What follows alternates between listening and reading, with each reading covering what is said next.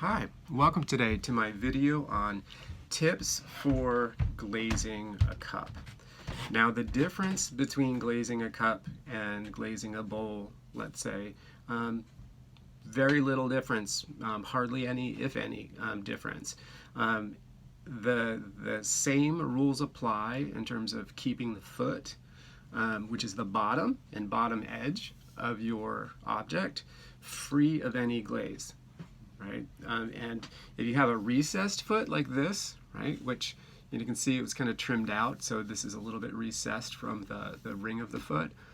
Some people choose to glaze that recessed area, but you have to be very careful. You have to make sure the recession is deep enough, because if it's shallow and it actually kind of like sometimes domes at the center, after glaze goes on, it raises the height of that, and then when you put it over on a kiln shelf, the center of that glazed area is making contact and sticks to the kiln shelf, which is bad.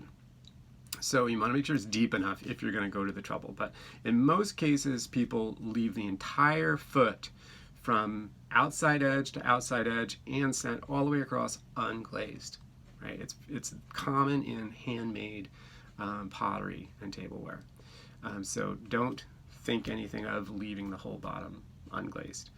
Now, remember the foot, the trick, right, to making kind of a nice level foot that is a nice level line is to sit your bisque cup on a flat surface, put a pencil flat next to it, and kind of run your way around the object, all the way around, and you'll make a nice level line that's exactly the height of that pencil tip, right? Which is generally a really good height for stopping with glaze, unless it's a glaze that's very fluid, and you may want to bring that line up higher. But most glazes, they're nice and stable and they don't flow a lot.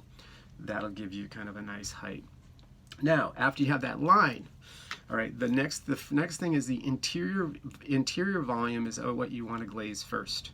And the easiest way to do that, just like with a bowl, right, is to pour your glaze into a container, right, that has a spout so you can direct the pour, and it doesn't go all over the place.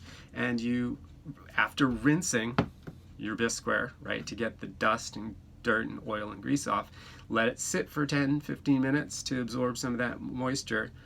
Then the glazing begins, and then you would pour the glaze, fill the interior volume maybe 2/3 full, right? If you, depending on how much glaze you have, if you only have a half, if you only go half full, just go half full. But then you kind of like, angle the cup over a container in case it just pours out, so that the glaze just about reaches the lip of the cup and it doesn't pour out, and you slowly roll it around so it coats the inside of the wall perfectly evenly. Once you've gone around 360 degrees, right, then pour the excess out into a container. Make sure you have eye protection at this stage, and you should be wearing gloves as well.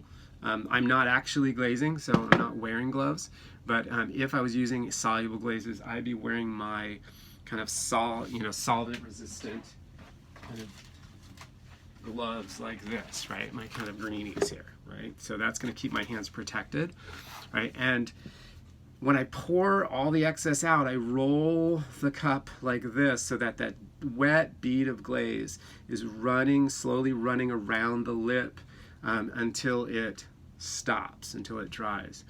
Continue to do that until that bead isn't going to roll back down, because if you flip it over too quickly and you have a juicy wet bead of glaze, it'll run down the outside wall or the inside wall, and you want to keep your coating perfectly even, so avoid that little bit of a drip. Now once you've done the interior and that's coated completely, then you do the outside wall. Now I like to kind of invert my cup, and I'll sometimes use anything at my disposal to kind of hold my cup. If I have a gloved hand, I might just take my hand like this, and if the glaze is dry on the inside, I'll just stick a few fingers inside and hold it upside down like that, and then use my Chinese Hokke brush, which is my soft 1-inch flat, and load it with glaze. And I go upside down, so because I start at the line of the foot, and nice fluid brush strokes. You let it flow on. That's always the term we use, fluid brush strokes, right? Because it's like the glaze is just flowing out of the brush. And if it's running and dripping, it's dripping down towards the lip, and I can kind of like chase the drip a little bit. Don't let it dry as a drip. Just kind of like go, you know, 1 brush stroke, 2 brush strokes, 3 brush strokes. Sometimes I can kind of cover a short wall like that without ever going for more glaze. There's that. A lot of glaze gets held in this brush when it's completely filled. So then I rotate it, go for more glaze. You know, the fewer the brush strokes, the more fluid they are, right? The more even the coating is going to be, right? The more you go for that, and if you just add a little bit of glaze to the brush each time and do lots of little choppy brush strokes, you won't know exactly how many coats you've got on there, because there'll be so many overlapping brush strokes. So long, fluid brush strokes, and that's why this brush is so good for this, is because you can fill it with so much glaze.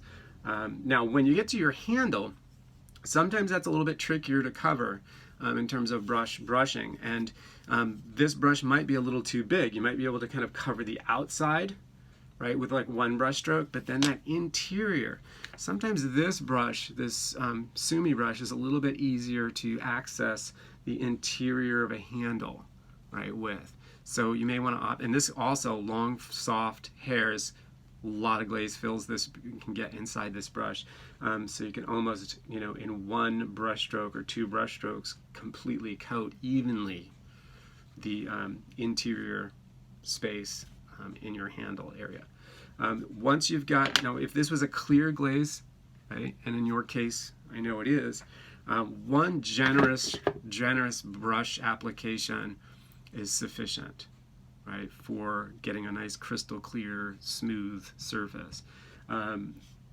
With clear glazes, sometimes we build up too much thickness, 2 or 3 coats, let's say, and it can get kind of cloudy and milky and obscure our underglazing. So when it comes to color glazes with color in them, they need thickness to get that color saturation. So you would put 2, 3 to 4 sometimes brush coats of a glaze with colorant in it. But with clear, that's kind of the exception to the rule. So I hope these tips.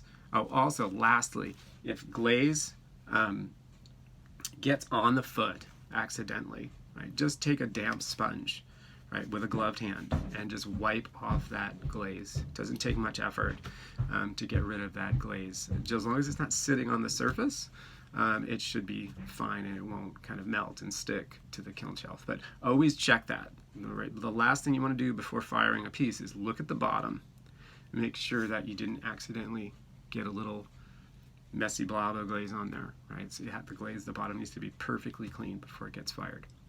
All right, so I hope you enjoyed these tips and I hope they were helpful. So happy glazing.